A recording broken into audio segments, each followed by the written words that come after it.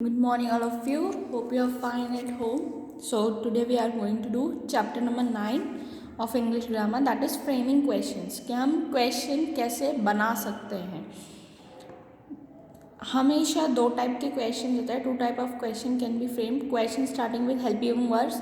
Helping verb जैसे are हो गया, इनसे जो बनते हैं, जो येस नो वाले जो क्वेश्चंस होते हैं, इज से बनता है, आर से बनता है, हेड से बनता है. ये सब कौन से क्वेश्चन होते हैं हेल्पिंग वर्ब को यूज़ कर. और एक होता है जो WH ग्रुप यानी कि WH फैमिली से जो बनता है, जैसे कि when, where, what, where, why, how.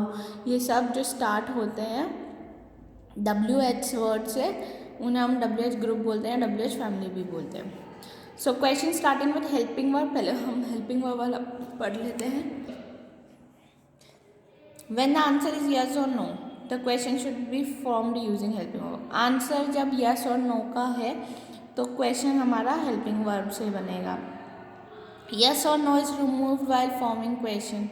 yes और no हटा दिया जाएगा जब हम क्वेश्चन बनाते हैं और उसकी जगह आप हेल्पिंग वर्ब लगा दोगे. In answer having no, not, both are removed while forming question. No या नॉट है आंसर में तो आप उसको रिमूव कर दोगे. The question for answer in which helping verb is given are form by placing the same helping verb before the subject. जब आप क्वेश्चन बना रहे हो आंसर से यूज़ करके हेल्पिंग वर्ब वाले, is given are form by placing the same helping verb before that.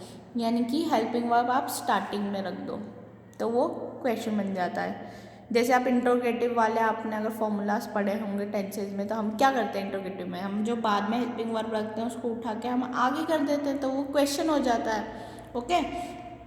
Pattern क्या है इसका, helping verb plus subject plus verb, फिर हमारा जो भी क्वेश्चन या पीछे जो भी है वो आ जाएगा, ऑब्जेक्ट, फिर क्वेश्चन मार्क. जैसे आंसर है, आंसर से हम क्वेश्चन बना रहे हैं, यहाँ पे आपको क्वेश्चन बनाना चाहिए. Yes she is coming with Radha.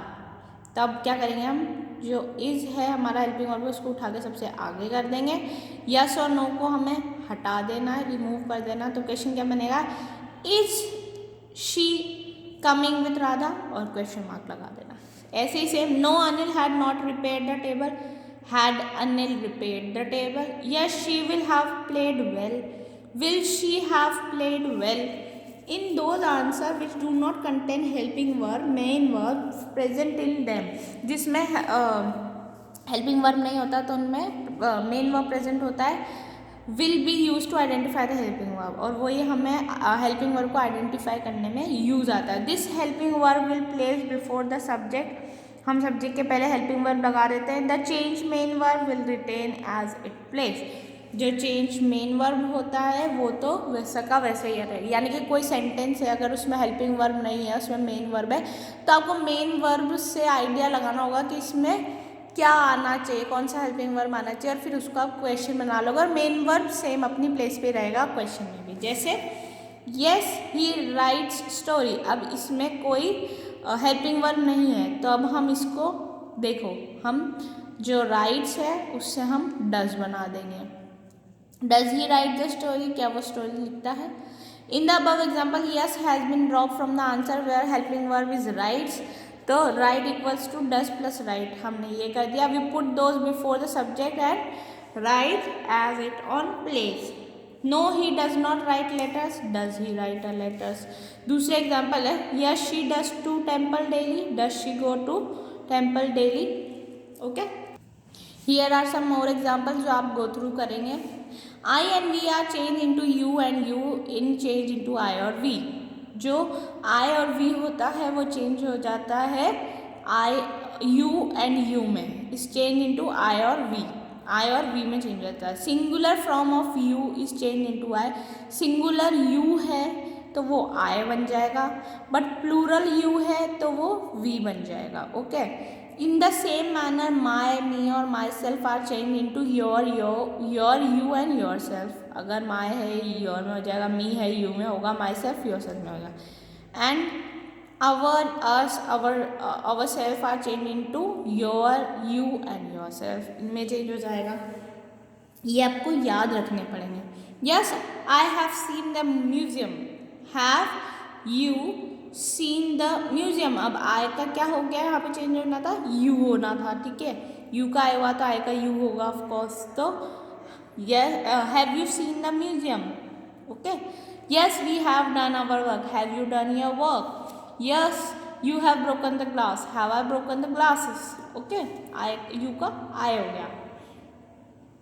Yes, you should go your work yourself. Should we do our work ourselves? Okay. Use of have देखेंगे अब हम. Following points should not be remembered while using the verb.